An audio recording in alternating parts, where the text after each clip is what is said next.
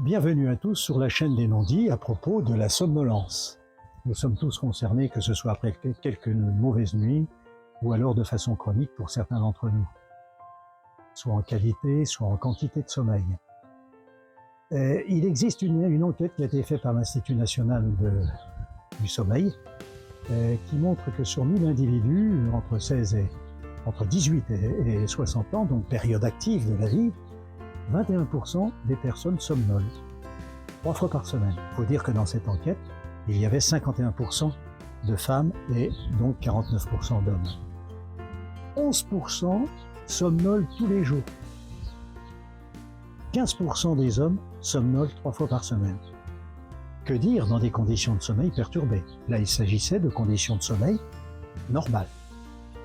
Cette vidéo prétend vous rendre service de manière à mettre à profit ce tiers-temps que nous passons à dormir, disons 7h, 7h30, 8h pour certains, et pour éviter bien sûr certaines conséquences de ce mauvais sommeil et de cette somnolence. Je vous indiquerai des outils qui vous aideront lorsque vous vous présenterez devant votre médecin pour lui donner un aperçu de votre sommeil, et là il pourra prendre des décisions avec vous. Eh bien, allons-y voir. Bonjour, docteur. Je viens vous voir pour 2 raisons. Je dors mal. Pouvez-vous me donner quelque chose, car les nuits sont longues? Deuxième raison, mon mari s'endort à tout moment et puis il ronfle. Pas possible, si bien que nous faisons chambre à part. Ah, en somme, vous me demandez d'arranger votre problème de couple. Non, ne plaisantons pas. Le sommeil, la somnolence, c'est important. Vous viendrez me revoir, vous et votre mari à part, parce que c'est une consultation assez longue. Pour votre mari, je sais qu'il a un certain embonpoint, donc il faudra voir si sa somnolence n'est pas en rapport avec son embonpoint. Je vous remettrai une fiche à vous, je vais vous remettre une fiche à vous, une pour votre mari, pour que vous étudiez un petit peu votre agenda du sommeil et votre somnolence éventuellement dans la journée, en ce qui concerne votre mari. Et votre mari, en plus, il aura une autre fiche, parce qu'il peut rentrer dans le cadre d'une pathologie très particulière que l'on peut détecter avec un interrogatoire et ensuite des examens complémentaires. D'accord? Bien, docteur. Je vais écouter votre vidéo et je demanderai à mon mari de l'écouter aussi. Et il viendra vous voir. Oui, cette vidéo dont je vous avais parlé tout à l'heure, oui, il faudra l'écouter de manière à ce que vous sachiez remplir cette grille comme il faut et que je puisse m'y fier et vous donner tous les conseils nécessaires. Bon, bah très bien. Très bien, Françoise. Bon, je vais vous imprimer les fiches. Nous sommes concernés un jour ou l'autre par une dette de sommeil, soit de façon aiguë après quelques jours, soit de façon chronique. On définit la chronicité comme 3 nuits environ par semaine depuis 3 mois, pour nous médecins, ce qui n'est pas si rare. Un tiers des Français adultes dorment moins de 6 heures par 24 heures.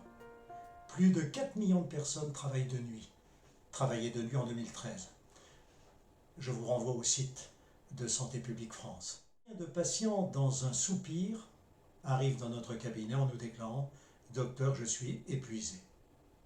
Est-ce que nous posons systématiquement la question du sommeil, de la somnolence dans la journée, traduisant un sommeil compliqué, un non-dit? Et oui, derrière ce symptôme de fatigue, il s'agit assez souvent d'une incapacité à rester éveillé, avec pour conséquence une sensation d'affaiblissement physique, voire psychologique. Beaucoup d'entre nous réduisent leur temps de sommeil pour répondre à des exigences familiales, sociales, professionnelles ou de loisirs et accumulent une dette de sommeil.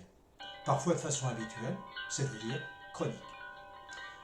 Il faut dire que nous sommes inégaux en besoin de durée de sommeil. Il y a les gros dormeurs, les petits dormeurs.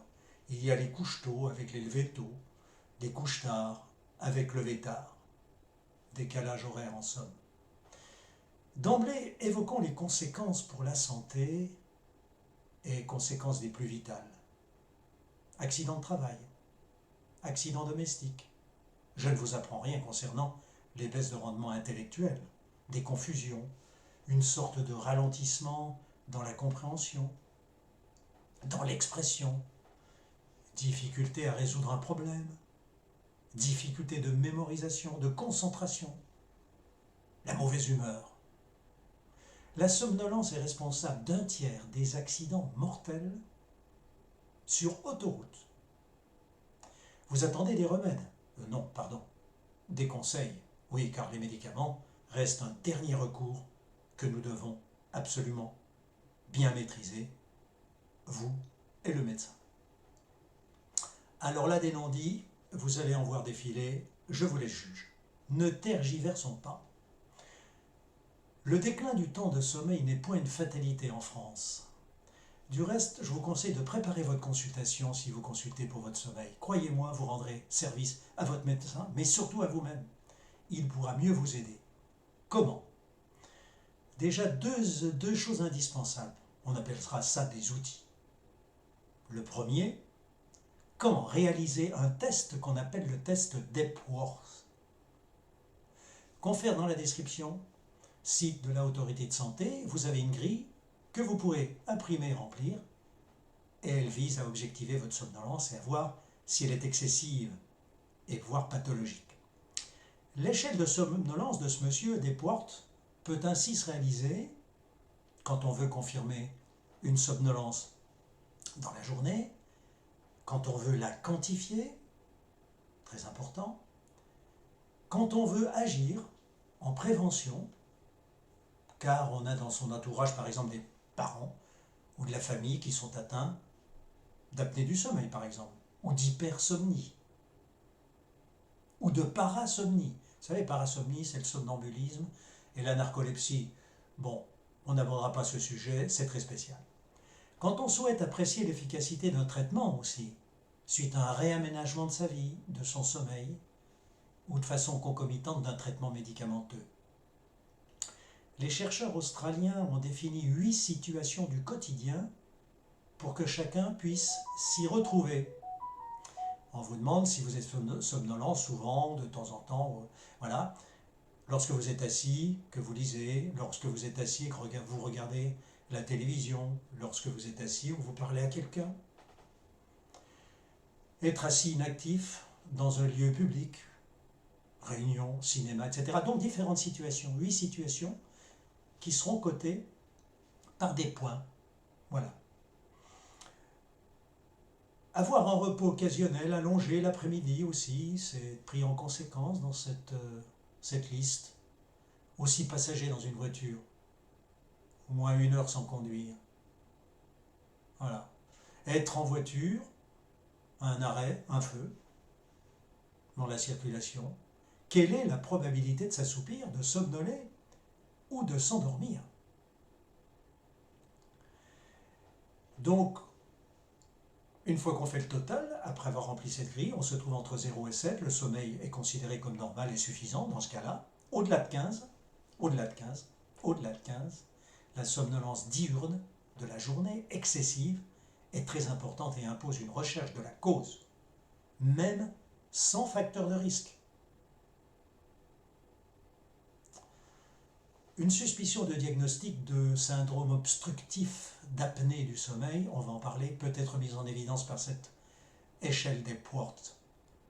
Si vous êtes ronfleur ou en surpoids, diabétique hypertendu ou victime d'un accident cardiovasculaire, vous présentez peut-être ce syndrome qu'il va falloir rechercher systématiquement. Votre médecin n'hésitera pas à programmer ce qu'on appelle une polygraphie chez vous à la maison pour comptabiliser les apnées, les manques de respiration et juger de la nécessité d'un traitement avec un appareil qui pulse l'air pour dégager les voies aériennes ou un appareil d'avancée mandibulaire pour dégager les voies respiratoires. Il en est de même d'ailleurs pour les enfants qui présentent des végétations, des amygdales importantes et qui sont ronfleurs. Peut-être là une chirurgie. Observez votre compagnon ou votre compagne dans la chambre et écoutez si pendant quelques minutes il y a des pauses respiratoires, des apnées, et parlez-en à votre médecin. Dites-lui d'en parler à votre médecin. Second outil indispensable pour vous et votre docteur, c'est l'évaluation de votre sommeil. On appelle ça l'agenda du sommeil. Est-ce un non-dit? Est-ce qu'on en parle? Je vous conseille de visionner la vidéo du Centre médical Veille Sommeil de Paris. Je vous mets la référence dans la description, très bien faite. Vous y trouverez d'excellentes explications. En quelques minutes, vous pouvez imprimer cet agenda, par ailleurs, sur le site de la HAS, de la Haute Autorité de Santé. Remplissage sur une dizaine de jours successifs, pour se faire une idée du sommeil. Et des périodes d'endormissement dans la journée. Chaque matin, en fonction des souvenirs de la nuit, inutile de regarder sa montre pendant la nuit, ce qui perturberait davantage le sommeil. L'agenda n'est pas un outil de précision. Tenir l'agenda sur l'ensemble de la période d'observation, donc nuit et sieste incluses, de façon à obtenir un aperçu des variations du sommeil au fil du temps. Troisième outil, pour ce qu'on appelle le syndrome des jambes sans repos, le besoin de bouger les jambes sans arrêt, qui perturbe le sommeil et peut s'accompagner d'anxiété, de dépression et donc d'insomnie bien sûr, vous trouverez dans la description la référence. Il s'agit d'une échelle de sévérité de ce syndrome. Il y a 10 questions, un total de points mesure le degré de sévérité. Comme je vous l'ai précisé plus haut, un examen hospitalier de polysomnographie avec vidéo permet de valider le syndrome et la mise en route d'un traitement en ce qui concerne ce syndrome des jambes sans repos. Ayez bien présent à l'esprit ce que l'on appelle les troubles des rythmes circadiens du sommeil. Ça, c'est important, en relation avec un décalage entre les rythmes de veille-sommeil interne de l'horloge biologique et le cycle externe, lumière-obscurité. Il peut s'agir d'un retard de la survenue des phases de sommeil, fréquent d'ailleurs chez l'adolescent, vous savez bien, qui n'arrive pas à s'endormir, et aggravé par l'utilisation des écrans tard le soir. Quelquefois d'une avance des phases de sommeil, avec un endormissement précoce dans la soirée et un réveil très précoce, surtout chez les personnes âgées, qui du reste se plaignent d'un sommeil plus léger, fragmenté, évolution du reste des plus naturels pour l'être humain. Enfin, existe aussi un raccourcissement des phases de sommeil lors d'un rythme de travail en horaire décalé, 3 x 8. Les jet lags répétés. Je me souviens de ces policiers que j'ai suivis en tant que médecin de prévention, policiers effectuant leur mission en horaire décalé, avec changement fréquent. Après une semaine, on repasse à un autre horaire. Ou alors les horaires de nuit par la brigade anticriminalité, la BAC, et de leurs grosses difficultés de sommeil. L'on sait combien ces horaires décalés entraînent une dette chronique de sommeil et induisent une prise de poids, un diabète, des troubles métaboliques et bien des maladies cardiovasculaires, des perturbations immunitaires, où cette dette devient un risque de complication de ces pathologies. Pensons à l'hypertension. Étant étudiant en médecine, pendant mes 3 dernières années d'études, j'ai fait des gardes de nuit dans des cliniques et avec une perturbation importante du sommeil. En l'espace de 2 ans, j'ai pris 10 kilos, malgré un entraînement d'athlétisme régulier. C'est devenu vieille histoire. Poids de forme récupéré, je vous assure. Avant de discuter des remèdes, quelques explications s'imposent. Qu'appelle-t-on l'horloge biologique? C'est une horloge qui caractérise le cycle circadien. C'est une sorte de pacemaker naturel cérébral. Un système biologique qui contrôle un monceau de constantes. Il régule notre système végétatif autonome, entre autres par exemple la fréquence cardiaque, respiratoire, le système circulatoire, la température corporelle, la tension artérielle, les sécrétions hormonales diverses. Sachez par exemple que sur le matin, la pression, avant le lever, reprend son niveau de la journée. Passage de 120 à 130 de systolique. Je vous renvoie à ce propos à mes 2 vidéos sur la tension artérielle à propos des différences de niveau de tension entre la nuit et le jour. Il en est de même pour notre sécrétion de cortisone le matin par notre glande surrénale qui se trouve au-dessus des reins. Elle augmente le matin, assurant notre punch pour la journée. Vous comprenez maintenant que tout décalage des rythmes, veille, sommeil, de l'horloge avec le cycle lumière-obscurité induit des problèmes de santé. Alors, que faire pour améliorer le sommeil? Eh bien, rétablir au mieux le cycle circadien. Voilà peut-être des non-dits, nous n'en parlons pas toujours en consultation. Pour retrouver un sommeil de qualité, il est nécessaire de respecter quelques règles d'hygiène de vie et de sommeil. Vous en connaissez beaucoup, c'est maintenir des activités régulières, avoir une activité physique, mobilisation dès le matin, Évitez l'activité physique intense le soir ou en fin d'après-midi. L'exercice physique modéré de la journée, quant à lui, contribue à limiter les manifestations anxieuses, les troubles de l'humeur et favorise l'endormissement. S'exposer à la lumière, car sous l'influence de cette lumière, la mélatonine est sécrétée par une petite glande cérébrale qui obéit et participe au cycle circadien. Sa sécrétion est primordiale pour de bonnes nuits. Faire entrer la lumière naturelle au mieux dans son habitation dès le matin. Réaliser des sorties à l'extérieur, dans la journée.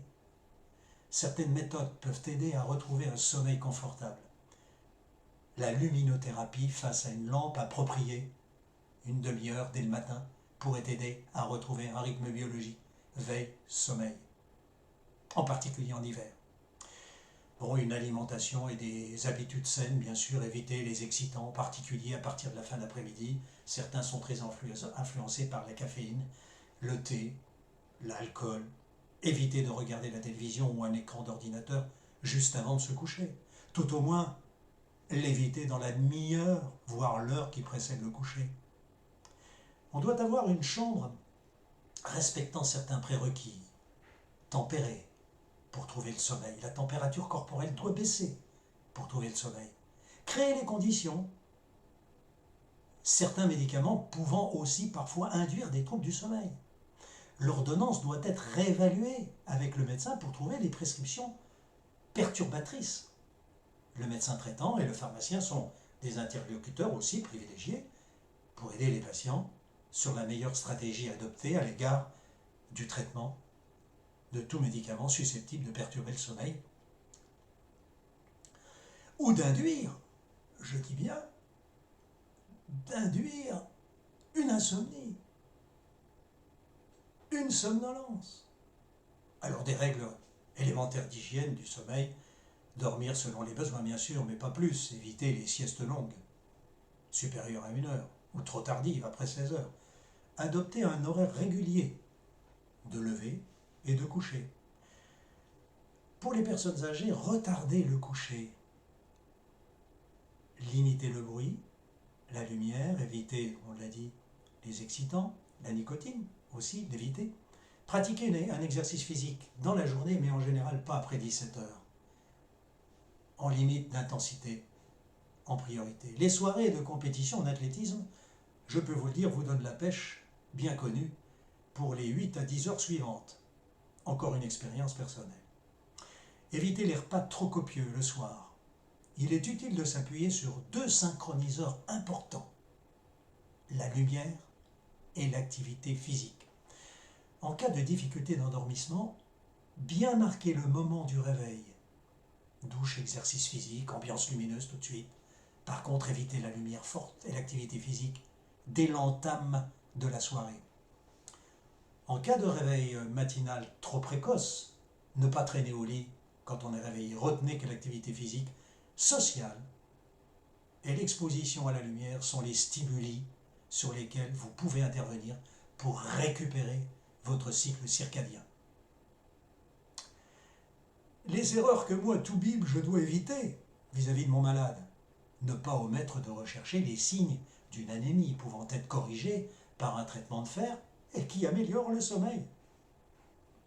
Éviter de prescrire ou de renouveler un hypnotique de façon systémique.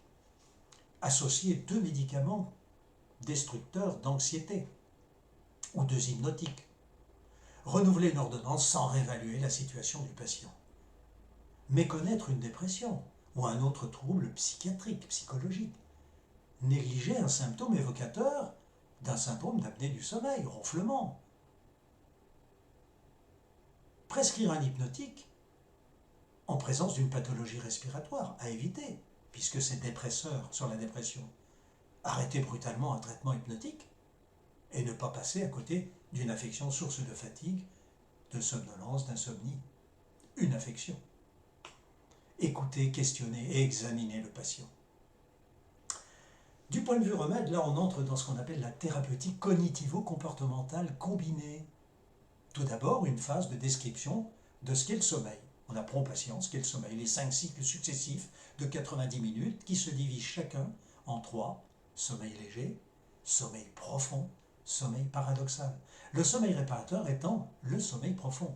Les tout premiers cycles font une part plus large au sommeil profond.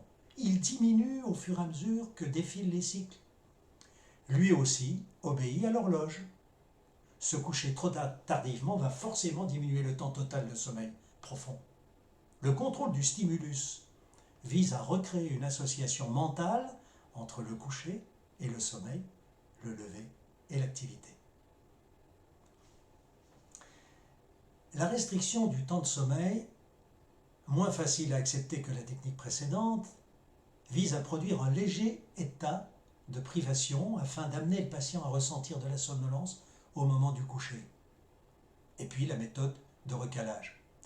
Si naturellement vous ressentez un besoin de dormir vers 22 heures et que vous avez pris l'habitude de vous coucher à 23 heures, accumulant une dette de sommeil, recadrez-vous de telle façon que pendant un mois, par exemple, vous allez vous coucher un quart d'heure plus tôt, puis le mois suivant, encore un quart d'heure plus tôt, ce qui vous amènera à 22h30 votre coucher, et ainsi de suite. Vous arriverez à votre heure habituelle de coucher à 22h. Bien sûr, vous pouvez procéder de 10 minutes en 10 minutes, à votre rythme. C'est une véritable rééducation. Ces deux méthodes de stimulation et de recadrage du temps de sommeil sont précisées de façon détaillée par la Haute Autorité de Santé, que je vous conseille de compulser pour préciser les choses encore. Ces méthodes peuvent entraîner une amélioration au moins modérée du délai d'endormissement et du maintien du sommeil, une amélioration des performances dans la journée et une amélioration de la qualité de vie. Ni l'une ni l'autre ne sont réputées augmenter le temps total de sommeil. Elles s'insèrent dans un plan de suivi avec répétition des instructions sur plusieurs séances de thérapie cognitivo-comportementale, éventuellement prolongée par un rappel après quelques mois. Elle suppose une claire compréhension, une pleine adhésion et une bonne observance du patient. Un effet prolongé de leur efficacité est attesté sur des délais de 6 mois à 2 ans après la fin des traitements. La relaxation, soit de type musculaire, progressive, l'application sur des inspirations, expirations lentes et profondes, vise à réduire l'hypervigilance, tout ça dans son lit. Tout ceci peut favoriser l'endormissement et le maintien du sommeil, notamment dans le cas d'insomnie à composante anxieuse. Et puis la méthode par apprentissage de l'auto-hypnose contribue à amoindrir, voire supprimer les insomnies et de surcroît la somnolence dans la journée. Vous pouvez vous faire aider par des spécialistes des thérapies du comportement, par les psychiatres, par certains psychologues. Le temps que le patient doit y consacrer, le petit nombre de praticiens utilisant ces techniques font qu'à l'heure actuelle, l'accessibilité est réduite. Il existe aussi des consultations du sommeil auprès des services de neurologie dans certains hôpitaux départementaux ou sûrement dans les CHU. La prise en charge de l'insomnie chez les personnes âgées, des particularités tiennent à plusieurs facteurs. Il existe des modifications normales avec l'âge du sommeil, sommeil plus léger, plus fragmenté, plus étalé sur le temps. Les conséquences dans la journée de l'insomnie plus marquées qu'à l'âge moyen, avec un ralentissement psychique, un métabolisme moins performant, ralentissant par exemple l'élimination des médicaments, une plus grande fréquence des maladies associées. Ces éléments se manifestent progressivement sans qu'il y ait un âge seuil bien définissable, avec l'âge physiologique réel de chaque patient. Mais ils sont généralement bien présents et sûrement à partir de 70-75 ans. Ah, passons à la prescription des médicaments, des hypnotiques ou les médicaments de l'anxiété, on appelle les benzodiazépines, et les médicaments en vente libre. Limiter la prescription de médicaments pendant cette période au seul cas où le bénéfice du traitement est supérieur au risque. J'insisterai, notamment pour la femme enceinte. Utilisez le traitement le mieux évalué au cours de la grossesse. Programmez les éléments de surveillance chez la maman et chez le fœtus tout médicament psychotrope, dont les somnifères, retentissent sur le cerveau et la respiration fœtale, notamment en période néonatale. Si le traitement est nécessaire, expliquez à la femme enceinte le choix du traitement envisagé. Priorité à une information objective sur tous les risques de nocivité, notamment sur le futur bébé. Un conseil peut être pris auprès d'un centre régional de pharmacovigilance si on a un doute, ou sur le site du CRAT, que je vous mets toujours dans la description.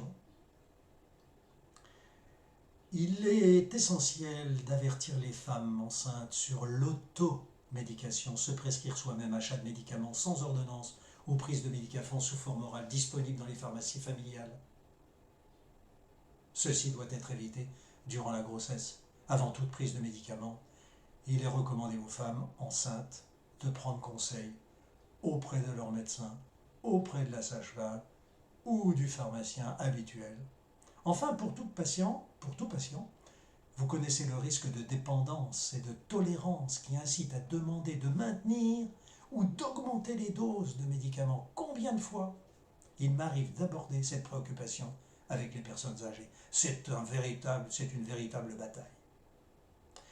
J'aborde en premier avec ces patients toutes les conditions requises d'hygiène de vie et du sommeil, et surtout, avant tout, le respect du rythme circadien, l'horloge biologique, et de rappeler que de dormir de 21h à 8h du matin ne répond pas à de l'indispensable à plus de 65 ans, et qu'une vie active sociale, l'exposition à la lumière par intermittence avant la fin de l'après-midi est un bienfait incontestable pour le sommeil et pour le reste.